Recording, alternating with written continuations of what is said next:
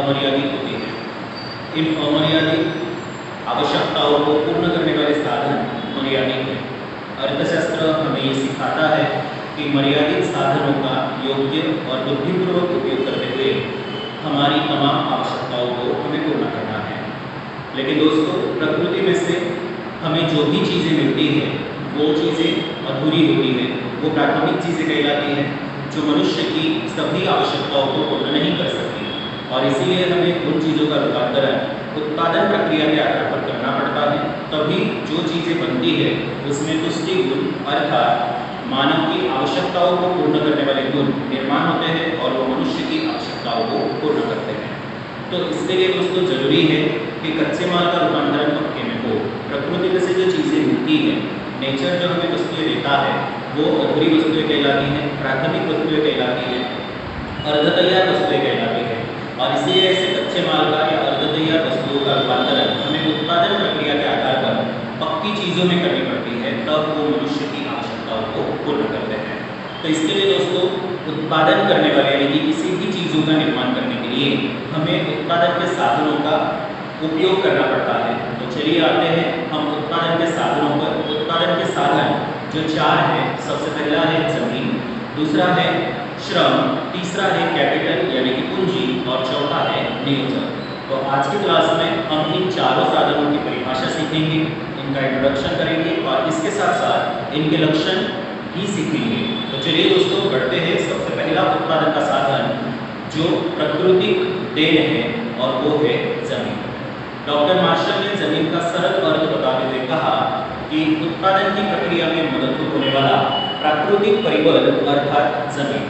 अर्थात इसे अगर हम थोड़ा सा डिटेल में देखें तो पृथ्वी की ऊपरी सतह को ही हम जमीन कहेंगे तो अर्थशास्त्र में उतना ही अर्थ काफी नहीं होता, बल्कि पृथ्वी की सतह पर रहे हुए सभी घटक, जैसे पृथ्वी की सतह पे हमें पेड़ पौधे दिखेंगे, पहाड़, नदियाँ, समंदर, ये सारे तत्व प्लस पृथ्वी के गर्भ में रही हुई चीजें। अब पृथ्वी के गर्भ में क्या है? खनिज कोयला, बहुत सारे खनिज, प्राकृतिक गैस, ये भी प्लस पृथ्वी की ऊपरी सतह पर रहे हुए, ऊपरी सतह के ऊपर रहे हुए यानी कि हवा, उसमें बहुत सारा आता है ऑक्सीजन, नाइट्रोजन, ये सभी तत्व। इन सभी को मिलाकर जो एक तैयार संकुल बनता है उसे हम कहते हैं जमीन। और इस तरह से दोस्तों उत्पादन करने के लिए बिना जमीन का हम कहीं पर भी उत्पादन नहीं कर सकते। आप कहीं भी जाओगे, एग्जाम्पल के रूप में अगर आप पृथ्वी की सतह के ऊपर जाते हो तो वो भी अर्थशास्त्र में जमीन है, पृथ्वी की सतह पर रहते हो और वहाँ उत्पादन कर रहे हो तो भी वो जमीन है, और पृथ्वी के गर्भ में जाकर ही उत्पादन करोगे तो भी वो जमीन कहलाएगी। और इस तरह से जमीन अर्थात उत्पादन की प्रक्रिया में मददरूप बनने वाला सबसे महत्वपूर्ण प्राकृतिक साधन अर्थात जमीन। चलिए दोस्तों बढ़ते हैं आगे जमीन के कुछ लक्षणों पर। जमीन का सबसे पहला लक्षण है जमीन प्राकृतिक उपहार है, क्योंकि इसे मानव ने नहीं बनाया। जमीन प्रकृति की ओर से हमें मिली है, इसका प्रमाण ना हम घटा सकते हैं और ना ही हम बढ़ा सकते हैं। जिस अवस्था में पहले जमीन मिली वही अवस्था आज भी हमारे पास है, और वैसे ही स्वरूप में जमीन हमारे पास उपलब्ध है। फर्क बस इतना है कि हम जमीन का रूपांतरण दूसरी चीजों में कर सकते हैं। हो सकता है जिस जमीन पर पहले खेती होती थी, पहले घास उगती थी, आज शायद वहाँ पर बिल्डिंगें दिखाई देती है, इसका रूपांतरण मानव ने किया। लेकिन जमीन जैसी थी वैसी है क्योंकि ये प्राकृतिक उपहार है। लक्षण नंबर 2, उसकी कुल पूर्ति स्थिर है। जमीन का प्रमाण ना ही कोई व्यक्ति बढ़ा सकता है और ना ही कोई व्यक्ति घटा सकता है। जमीन का क्षेत्रफल, अब जमीन बार बार बोलने के बजाय अगर हम पृथ्वी कहें तो ठीक है, पूरे पृथ्वी का ही क्षेत्रफल पहले जितना था उतना ही आज है और आने वाले समय में भी उतना ही रहेगा। कोई भी व्यक्ति जमीन के पूर्ति को या जमीन के प्रमाण को ना ही घटा सकता है और ना ही बढ़ा सकता है। फिर भी कभी कभार व्यवहार में आप लोगों ने देखा होगा कि कोई व्यक्ति ऐसे बोलता है कि मेरे पास 2 एकड़ जमीन थी, अब बढ़कर 4 एकड़ जमीन थी। तो इसका अर्थ ये नहीं हुआ कि उसकी भूमि बढ़ गई, बल्कि ये हुआ कि जमीन की मालिकी किसी व्यक्ति के पास जो पहले थी उसके पास से बदलकर अब इसके पास आई। हो सकता है पहले इसके पास 2 एकड़ था, 2 एकड़ दूसरे के पास था, वो 2 एकड़ इसने खरीद लिया होगा। तो जमीन की मालिकी खाली बदली, जमीन का प्रमाण नहीं बदला, जमीन जितनी थी उतनी ही है। तो ये लक्षण नंबर 2। लक्षण नंबर 3 है अगतिशील। अगतिशीलता का मतलब है जमीन कहीं भी गतिशील नहीं हो सकती। ऐसा कभी नहीं हो पाएगा कि राजस्थान जमीन हम गुजरात में लेके आए या गुजरात की जमीन हम कन्याकुमारी में लेके जाए, ऐसा कभी भी पॉसिबल नहीं है। और इसीलिए जमीन में ये तीसरा लक्षण अगतिशीलता का लक्षण दिखाई देता है। जमीन को कहीं भी रूपांतरित या स्थानांतरित नहीं किया जा सकता। लक्षण नंबर 4, जमीन की उर्वरा शक्ति अलग अलग है। उर्वरा शक्ति का मतलब है उपजाऊपन। जमीन का उपजाऊपन अलग अलग है। जैसे कि हमने देखा ही है, कश्मीर की जमीन हम लेते हैं तो वहाँ एप्पल की खेती होती है इसके उपजाऊपन के आधार पर। वहीं गुजरात की जमीन हम लेंगे तो यहाँ चावल की खेती या फिर केले की खेती, तंबाकू की खेती होती है। वहीं अलग अलग प्रदेशों में भी अगर हम जाएंगे तो अलग अलग प्रदेशों की जमीन अलग अलग है, उसका उपजाऊपन अलग अलग है और उपजाऊपन अलग अलग होने के कारण उसमें अलग अलग फसलें ही ली जाती हैं। भौगोलिक दृष्टिकोण से भी अगर हम बात करें तो इंडिया की हर 50 किलोमीटर के बाद की जमीन में थोड़ा बहुत चेंजेस आता है, थोड़ा बहुत बदलाव आता है, यानी कि उर्वरा शक्ति उसकी अलग हो जाती है और उस प्रदेश के आधार पर वैसी ही फसल वहाँ पर ली जाती है। और हर 50 या 100 किलोमीटर के बाद फसल का स्वरूप जो है वो भी बदलता है। कहीं पर फलों की खेती होती है, कहीं पे अनाज की खेती होती है, कहीं पे नगद फसल की खेती होती है। ऐसे अलग अलग प्रकार की खेती हमारे देश में होती है। कहने का अर्थ ये हुआ दोस्तों कि जमीन की उर्वरा शक्ति अलग अलग है। और लक्षण नंबर 5, जमीन को प्राप्त मुआवजा। अगर हमने जमीन कहीं पे भी किसी को दिया तो उसके बदले में हमें जो मुआवजा मिलेगा वो मुआवजा किराया या भाड़ा या रेंट के नाम से जाना जाएगा। तो दोस्तों ये था जमीन का परिचय, जमीन का अर्थ और जमीन के लक्षण। चलिए अब बढ़ते हैं दूसरे वाले टॉपिक पर। और दूसरा वाला टॉपिक जो है वो है श्रम। उत्पादन का ऐसा साधन कि जो उत्पादन प्रक्रिया में सबसे अधिक और सर्वाधिक योगदान दे रहा है। तो श्रम की सबसे पहले डेफिनेशन देख लेते हैं। श्रम अर्थात दूसरे के अधीन रहकर, यानी कि किसी दूसरे के पास रहकर वो व्यक्ति हमारे पे निगरानी रखेगा, यानी कि देखरेख करेगा। और हम जो दूसरे के पास जाकर शारीरिक या मानसिक कार्य बदले की भावना से, यानी कि आर्थिक मुआवजे को प्राप्त करने की अपेक्षा से दूसरे के पास रहकर दूसरे के लिए जो कार्य करते हैं वो है श्रम। अब इसे डिफाइन करना हो तो कैसे करेंगे? दूसरों के अधीन या निगरानी में रहकर व्यक्ति आर्थिक मुआवजे की भावना से जो भी शारीरिक या मानसिक कार्य करता है उसे हम श्रम कहेंगे। जैसे उदाहरण के लिए दोस्तों, मैं स्कूल के अधीन हूँ, स्कूल में नौकरी कर रहा हूँ, मतलब निगरानी, मतलब निगरानी मतलब ध्यान मेरा कौन रख रहे हैं? स्कूल वाले। तो स्कूल वाले मेरे पे ध्यान रख रहे हैं और मैं यहाँ पर या तो शारीरिक या तो मानसिक, दो में से कोई भी एक या कभी कभार दोनों, जो कार्य आर्थिक मुआवजे यानी कुछ आय प्राप्त करने के उद्देश्य से मैं जो कर रहा हूँ वो मेरे द्वारा किया गया कार्य को श्रम कहा जाएगा। दोस्तों एक बात थोड़ी सी विशेष रूप से याद रखिएगा, श्रम और श्रमिक दोनों अलग अलग है। श्रम और श्रमिक दोनों बातें अलग है। श्रमिक मतलब एक जीवंत व्यक्ति और उसके द्वारा किया गया शारीरिक या मानसिक कार्य अर्थात श्रम।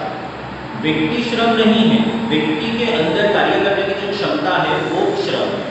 तो व्यक्ति श्रमिक है और इस श्रमिक के द्वारा किया जाने वाला कार्य अर्थात श्रम। चलिए बढ़ते हैं श्रम के लक्षण में। श्रम का सबसे पहला लक्षण है श्रम और श्रमिक अविभाज्य है। अविभाज्य का मतलब ये कभी भी अलग नहीं हो सकते। श्रम और श्रमिक दोनों एक ही जगह एक ही परिबल में रहेंगे। अब उदाहरण के लिए देखिए, अर्थतंत्र में ऐसा कभी नहीं होगा कि हम कहीं दूसरी जगह पे है और हमारा श्रम जो है वो कहीं दूसरी जगह होगा। खेतों में काम करने वाले मजदूरों को देखो, मजदूर घर पे है और उसका श्रम खेतों में है, ऐसा कभी भी नहीं होगा, क्योंकि श्रम वही होता है जहाँ श्रमिक है और श्रमिक जहाँ जाएगा श्रम भी वही होगा, क्योंकि श्रमिक के द्वारा ही श्रम किया जाता है। और इसीलिए लक्षण नंबर 1 यही है कि श्रम और श्रमिक दोनों अविभाज्य है, यानी कि दोनों कभी भी अलग नहीं हो सकते, वो एक ही है। लक्षण नंबर 2, श्रम नाशवान है। नाशवान इसे इसलिए कहा गया क्योंकि इसका संग्रह नहीं कर सकते। माना कि यदि कोई श्रमिक एक दिन में 12 घंटा काम करने की क्षमता रखता है और अगर वो किसी दिन काम पर नहीं गया तो ये पॉसिबल नहीं है कि वो अगले दिन 24 घंटा काम करे।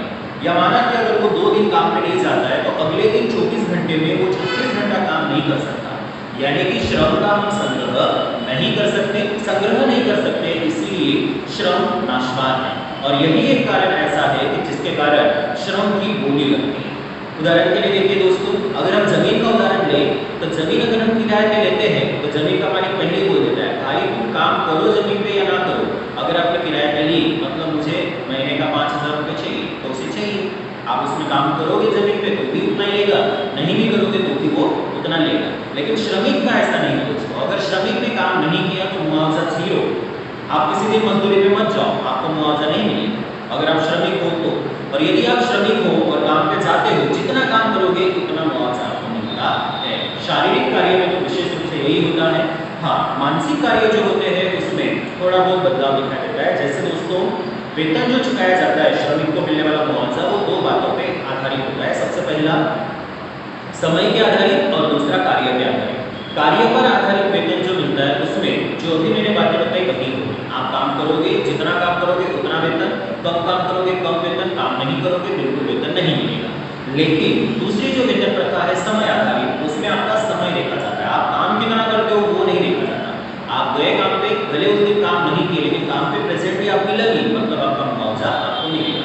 जैसे आपने देखा होगा, अपने सूरत में भी मार्केट में काम करने वाले लोगों का तनख्वाह जो है यानी कि सैलरी फिक्स होती है, 8,000 रुपये महीना है। इसका मतलब वो अगर 1-2 दिन काम पे नहीं भी जाते, 1-2 दिन काम थोड़ा जल्दी छोड़ के भी वापस आ जाते हैं, तो भी उनको महीना पूरा होते ही जितना उनका सैलरी फिक्स हुआ है उतना मिलता है। तो ये लक्षण नंबर 2 नाशवान साधन है उत्पादन का। लक्षण नंबर 3 गतिशीलता। सबसे अधिक गतिशीलता यदि पूंजी के बाद, उत्पादन का तीसरा साधन जो पूंजी है, उसके बाद यदि किसमें पाई जाती हो तो वो है श्रमिकों की यानी कि श्रम की। अब श्रम गतिशील क्यों होता है? क्योंकि श्रमिकों को प्रभावित करने वाले सामाजिक और आर्थिक परिबल ऐसे हैं कि जो श्रमिकों को गतिशील होने के लिए मजबूर करता है। याद होगा तो याद कीजिए, हमारे मम्मी पापा कहीं राजस्थान से, कहीं यूपी से, कहीं और भी अलग अलग जगहों से बिलोंग करते हैं और ये सभी गतिशील हुए हैं। उनका श्रम में राजस्थान में था, अब हमारे सूरत में है। इसका मतलब श्रमिक क्या हुआ? गतिशील हुआ। श्रमिक गतिशील होता ही है। लक्षण नंबर 4 श्रमिक की कार्यक्षमता अलग अलग होती है। प्रत्येक व्यक्ति जो भी कार्य करेगा, ऐसा जरूरी नहीं कि 2 व्यक्ति या अलग अलग व्यक्ति एक जैसा ही कार्य करेंगे, क्योंकि श्रमिकों की शारीरिक कार्यक्षमता अलग अलग होने के कारण प्रत्येक श्रमिक की कार्यक्षमता अलग अलग है। हो सकता है उत्पादन की प्रक्रिया में श्रमिक जोड़ने के बाद कोई श्रमिक अधिक श्रम देगा तो कोई श्रमिक कम श्रम देता है। जैसे आपने देखा होगा, खेतों में काम करने वाले मजदूर, सभी मजदूर एक जैसा काम नहीं करते, कोई कम काम करता है, कोई ज्यादा काम करता है, पहले समय उतना ही देते। इसका मतलब क्या है कि श्रम की कार्यक्षमता अलग अलग होती है। लक्षण नंबर 5 श्रम की पूर्ति का आधार जनसंख्या है। अब इसका अर्थ थोड़ा सा समझिए दोस्तों। श्रम की पूर्ति का मतलब है श्रम जहां से प्रोवाइड हो रहा है यानी कि जहां से आ रहा है। श्रम व्यक्ति से आ रहा है यानी कि श्रमिकों से। श्रमिक है तो श्रमिक के द्वारा किया जाने वाला शारीरिक और मानसिक कार्य श्रम है। अब श्रम की पूर्ति का आधार जनसंख्या है। इसका अर्थ ये होता है कि देश की जनसंख्या जितनी बढ़ेगी उतने ही श्रमिकों का प्रमाण बढ़ेगा। श्रमिकों का प्रमाण जितना बढ़ेगा उतना ही श्रम का प्रमाण भी बढ़ेगा, क्योंकि श्रमिक से ही श्रम आया है, श्रमिक ही श्रम की पूर्ति करता है। और इसलिए कहते हैं कि जनसंख्या का प्रमाण बढ़ा तो श्रम का प्रमाण भी बढ़ेगा और जनसंख्या का प्रमाण घटा तो श्रम का प्रमाण भी घटेगा। इसका मतलब श्रम का आधार किस पे हुआ? तो देश की जनसंख्या। हमारे देश में बहुत ज्यादा जनसंख्या है, 140 करोड़ के आसपास आज हमारे देश की जनसंख्या हो रही है। तो आज हमारे देश में श्रम की बहुत ज्यादा पैमाने पर, और इतने ज्यादा श्रमिकों को हम रोजगार नहीं दे पा रहे, इसलिए हमारे देश में बेरोजगारी का प्रमाण भी ऊंचा है, क्योंकि अर्थतंत्र में रोजगार के अवसर मर्यादित है, सब लोगों को रोजगार उपलब्ध नहीं हो पाता। तो खैर जाने दीजिए, वो इंडियन इकोनॉमी का एक हिस्सा बन जाएगा, समस्या वाला। बेरोजगारी हमारे देश की जो आर्थिक समस्या है उसका टॉपिक बन जाता है। हम यहाँ पढ़ रहे हैं श्रम के लक्षण। तो श्रम की पूर्ति का आधार जनसंख्या पर है, जनसंख्या बढ़ेगी तो श्रम भी बढ़ेगा, जनसंख्या घटेगी तो श्रम भी घटेगा। वही दोस्तों छठा लक्षण है श्रम को मिलने वाला मुआवजा, उसे हम वेतन कहते हैं। इसे इंग्लिश में वेजेस कहते हैं, WAGES वेजेस, यानी कि मजदूरी या तो फिर वेतन। तो श्रम यानी कि श्रमिक जो श्रम देता है, जो भी शारीरिक या मानसिक कार्य दूसरों के पास रहकर करता है, उसके बदले में उसे वेतन प्राप्त होता है या मुआवजे के रूप में मजदूरी प्राप्त होती है। चलिए दोस्तों बढ़ते हैं उत्पादन का तीसरा साधन पूंजी। पूंजी अर्थात उत्पादन का मानव सर्जित साधन। अब नाम के आधार पर चलिए, मानव सर्जित साधन है, इसका मतलब इसका निर्माण किसने किया होगा? तो मानव ने स्वयं ने किया। तो मानव ने 2 प्रकार की पूंजी का सर्जन किया है। वो 2 पूंजी के प्रकार भी हैं। सबसे पहला पूंजी का प्रकार है मौद्रिक पूंजी और दूसरी पूंजी जो होती है वो है भौतिक पूंजी। मौद्रिक पूंजी का मतलब है रुपया और भौतिक पूंजी का मतलब है अपने आसपास रही हुई तमाम चीजें। जैसे आपके घर में फर्नीचर है तो वो भी आपका पूंजी है। आपके घर में पंखे हैं, वो भी आपका पूंजी है। टीवी है, फ्रिज है, कार है, कोई मकान है, कुछ भी हो ऐसा, तो वो सभी आपकी संपत्ति है। आपने अकाउंट में भी सीखा होगा दोस्तों कि संपत्ति कैपिटल पूंजी लेकर आता, मालिक जो है व्यवसाय का 5000 रुपये पूंजी लेकर आया तो वो मौद्रिक पूंजी, 5000 रुपये के माल सामान लेकर आया तो वो भौतिक पूंजी। और इस तरह से हम कह सकते हैं कि मानव मौद्रिक पूंजी का रूपांतरण भौतिक पूंजी में करता है, क्योंकि रुपयों से ही वो कच्चा माल खरीद के ला रहा है, मतलब रुपयों से वस्तु बनी, और वस्तु बनी इसका मतलब वो भौतिक पूंजी बनी। तो मौद्रिक पूंजी से भौतिक पूंजी और भौतिक पूंजी को बेचने से मौद्रिक पूंजी प्राप्त होती है, यानी कि मौद्रिक पूंजी से भौतिक पूंजी बनती है और भौतिक पूंजी को बेचने से मौद्रिक पूंजी मिलती है। और इस तरह का ये चक्र हर एक उत्पादन की प्रक्रिया में हमेशा चलता है। मालिक क्या करते हैं, जो भी उत्पादन करते हैं वो कच्चा माल खरीद के लाते हैं रुपयों से, कच्चे माल का रूपांतरण पक्के में करते हैं, पक्का करके बेचते हैं, बेचने के बाद फिर से रोकड़ा मिल गया, कैश मिल गया, फिर उस कैश से और नई नई चीजें खरीदते हैं कच्चे माल के स्वरूप में, फिर उन चीजों का रूपांतरण पक्के में करेंगे, पक्का होने के बाद उसे बेचेंगे, बेचने के बाद फिर से रकम मिल जाती है। मतलब पैसे का रूपांतरण पैसे में, पैसे का रूपांतरण पूंजी में, पूंजी का रूपांतरण पैसे में, या रुपयों का रूपांतरण वस्तु में, वस्तु का रूपांतरण पूंजी में यानी कि रुपयों में। तो इस तरह का चक्र चलता ही रहता है।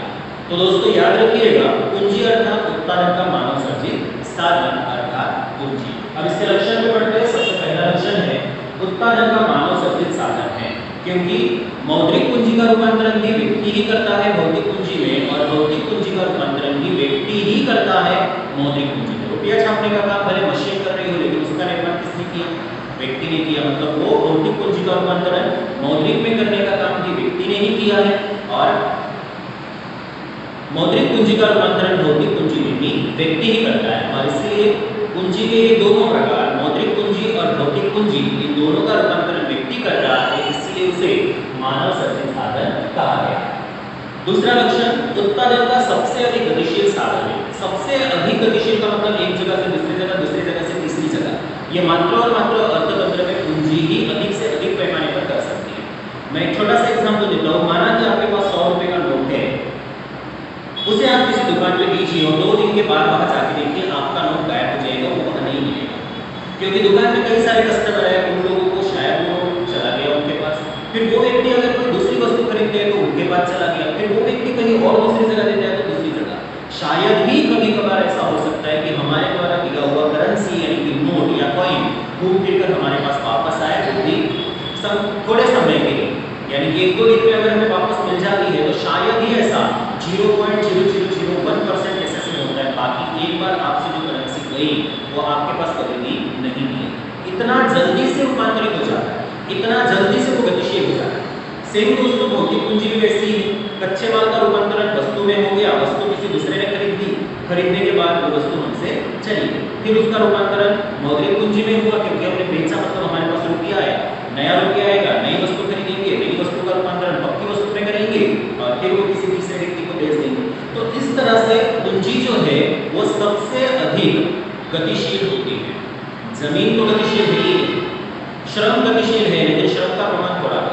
राजस्थान के श्रमिक आ भी सकते हैं, लेकिन कहाँ, गुजरात से अगर ऐसा एक ही श्रमिक होगा कि जो हर महीने या हर साल अलग अलग जगह जाके काम करता है, बाकी तो लगभग जहाँ व्यवस्थित काम मिल रहा है वहाँ सेटल हो जाते हैं।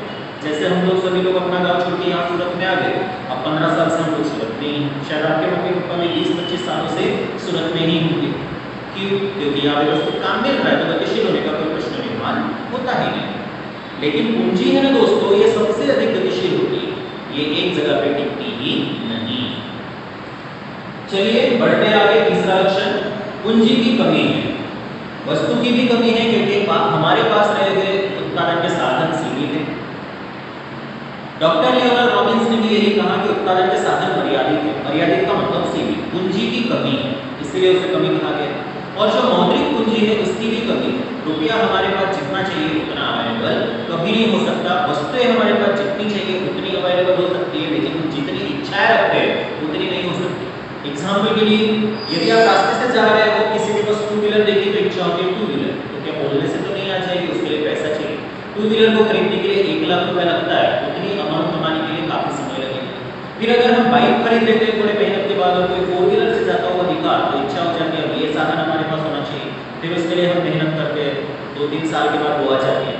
पर दोस्तों दुनिया में ऐसे भी लोग हैं जो अपने प्राइवेट प्लेन लेकर उड़ते 300 करोड़ का एक प्लेन आता है, उतना खरीदने के लिए तो हम कई सारे जीवन व्यतीत कर लेंगे, तो भी उतना अमाउंट हमारे पास जमा नहीं होता। इसका मतलब अब ये लक्षण आपको समझ में आ गया होगा, पूंजी की क्या है, कमी। प्रत्येक व्यक्ति के पास, हर व्यक्ति आपको ऐसे नहीं बोल सकता कि मेरे पास पूंजी पर्याप्त पैमाने पे है, बहुत ज्यादा। जो भी व्यक्ति ऐसा बोल रहा होगा ना आपके सामने कि मेरे पास रकम पूंजी बहुत ज्यादा है, उसे मान के देखिए बहुत ज्यादा है तो लाइए 1 करोड़ 2 करोड़ रुपया हमें भी दे दीजिए, हम वापस नहीं करेंगे। दुनिया का कोई व्यक्ति ऐसा नहीं होगा कि जो आपको फ्री में इतना रुपया दे देता होगा। इसका मतलब पूंजी की क्या है, कमी है, तभी तो लोग उसे एक दूसरे को उतने अधिक पैमाने पर नहीं दे सकते। और चौथा लक्षण, पूंजी को मिलने वाला मुआवजा जो होता है वो ब्याज कहलाता है। अगर आपने कहीं पे भी अपने साधन यानी कि जो आपका कैपिटल है, जो पूंजी है, वो यदि किराए पे दिए, वो अगर किसी को यूज करने के लिए दिया या मौद्रिक पूंजी दी, रकम दिया किसी को यूज करने के लिए, तो समय समय पर उसका हमें जो रिटर्न मिलेगा वो रिटर्न क्या कहलाता है, ब्याज, इसे इंटरेस्ट कहते हैं। चलिए दोस्तों, अब बढ़ते हैं उत्पादन के अंतिम साधन पर, और वो है नियोजक। उत्पादन के 3 साधनों का यानी कि जमीन, श्रम और पूंजी, इन 3 साधनों का समन्वय करने वाला व्यक्ति यानी कि तीनों को मिलाकर इनसे कार्य करने वाले व्यक्ति को, कार्य करवाने वाले व्यक्ति को हम कहते हैं नियोजक। आसान से डेफिनेशन है, उत्पादन के साधनों का समन्वय या एकत्रित करने वाले व्यक्ति को हम नियोजक कहते हैं। चलिए दोस्तों, नियोजक ये व्यवसाय का मालिक होता है, ये खुद काम नहीं करता बल्कि दूसरे से काम करवाता है, यानी कि जमीन, श्रम और पूंजी, इन तीनों को मिलाने का काम करता है। इसके कुछ लक्षण हैं। लक्षण नंबर 1, ये आर्थिक निर्णय लेता है। आर्थिक निर्णय लेने का मतलब है अर्थतंत्र में उत्पादन की प्रक्रिया में उत्पादन करने वाला जो उत्पादक होता है, यानी कि मालिक जो होता है व्यवसाय का या धंधे का या कंपनी का, वो आर्थिक निर्णय लेने का काम करता है, यानी कि कहाँ पे पैसा लगाना है, कहाँ वस्तु बनानी है, कैसे बनानी है, कैसे बेचनी है, ये सारे आर्थिक निर्णय लेने का काम जो है वो नियोजक का है। बाकी उत्पादन के ये 3 साधन, 3 में से 2 तो निर्जीव है, जमीन और पूंजी, ये तो बोलते ही नहीं, ये निर्जीव है, लेकिन बोलने वाला और एक दूसरा व्यक्ति है, और वो है श्रम करने वाला श्रमिक। लेकिन श्रमिक आर्थिक निर्णय नहीं लेता। आर्थिक निर्णय नहीं लेता मतलब वो ये निर्णय नहीं ले पाता कि व्यवसाय में पूंजी कहाँ इन्वेस्ट करनी है, कैसे करनी है, वो श्रमिकों का काम नहीं, वो मालिकों का काम है। मालिक का मतलब अर्थशास्त्र में नियोजक है। दूसरा लक्षण है दोस्तों, वो जोखिम उठाता है। जोखिम का मतलब है लाभ हानि। यदि व्यवसाय चलाते समय या वस्तु बनाते समय कुछ नुकसान हो, प्राकृतिक परिबलों के कारण या मानव सृजित परिबलों के कारण, कर्मचारियों ने हड़ताल कर दी, तो क्या होगा, कंपनी चलेगी नहीं। कंपनी नहीं चल रही मतलब वस्तु नहीं बन रही, वस्तु नहीं बन रही है तो मालिक को नुकसान उठाना पड़ेगा। ये कौन उठाएगा, मात्र नियोजक ही उठा सकता है, क्योंकि जोखिम उठाने वाला नियोजक ही है, बाकी ये तीनों नहीं उठाएंगे। जमीन जिसके पास से किराए पर मालिक ने दी, यानी कि नियोजक ने दी, वो कभी नियोजक को नहीं बोलेगा कि आपने 1 महीना वस्तु नहीं बनाई तो मुझे किराया पर दो। श्रमिक भी कभी ऐसा नहीं बोलेगा कि आप नुकसान में जा रहे हो तो मेरी सैलरी मत दो। पूंजी देने वाला भी कभी नहीं बोलेगा कि आप नुकसान में जा रहे हो, वस्तु नहीं बना पा रहे हो तो मुझे ब्याज मत दीजिए। ये तो तीनों तैयारी हो जाएंगे, महीना हो गया तो हमें चाहिए, तो फिर नुकसान का वहन कौन करेगा, तो वो करता है नियोजक। उसी तरह से दोस्तों, लाभ भी ज्यादा मिला तो वो भी किसे मिलेगा, नियोजक को ही मिलेगा। लाभ ज्यादा कमा लिया तो जमीन के बदले जो भाड़ा चुकाते हैं वो ज्यादा नहीं चुकाना है, वो उतना तो उतना है। श्रमिकों का वेतन जितना तय हुआ वो उतना ही देना है। पूंजी जो है उसके ऊपर जो ब्याज मिलता है वो भी नियोजक उतना ही देगा जितना तय है। एक्स्ट्रा प्रॉफिट मिला तो वो भी इस महाशय का है, नियोजक का ही, और यदि नुकसान वहन करना पड़ा तो वो भी इसी का है। इसीलिए लक्षण नंबर 2 बताता है कि वो जोखिम उठाता है। लक्षण नंबर 3, नियोजन शक्ति के गुण नियोजक में होते हैं। नियोजन शक्ति के गुण में वो धीरज रखने वाला होना चाहिए, धैर्य रखने वाला होना चाहिए, वो दिमागी तौर पर परिपक्व होना चाहिए। ऐसे नहीं कि मार्केट में अगर कोई भी बदलाव हुआ तो चलो यहाँ इन्वेस्ट कर लेते हैं, बिना सोचे समझे इन्वेस्टमेंट करने वाला नहीं होना चाहिए। वो विचारशील होना चाहिए, विचारवंत होना चाहिए, वो दूरदृष्टि रखने वाला होना चाहिए, धैर्य रखने वाला होना चाहिए। ये सारे गुण नियोजक के अंदर होते हैं। इन सभी गुणों को हम कहते हैं नियोजन शक्ति। और जिनके अंदर ये गुण है, धैर्य, हिम्मत, रिस्क वहन करने की क्षमता, विचारशील, कोई भी बात मतलब सोच समझ कर ही वो निर्णय लेगा, इन्वेस्ट कहाँ करना है वो उसे पता है, ऐसी जानकारी रखने वाला व्यक्ति ही अर्थतंत्र में सफल नियोजक होता है। और लास्ट वाला लक्षण है मुआवजा। तो नियोजक को उसके नियोजन शक्ति के बदले में जो मुआवजा मिलता है उसे प्रॉफिट कहते दोस्तों आज की क्लास में हमने उत्पादक साधन सीखे। सबसे पहले उत्पादक साधनों का परिचय लेते हुए हम जमीन व्यय, जमीन का अर्थ और उसके लक्षण, फिर आए थे हम श्रम पर, श्रम और उसकी परिभाषा और उसके लक्षण, फिर पूंजी पर आए, पूंजी का अर्थ, उसके प्रकार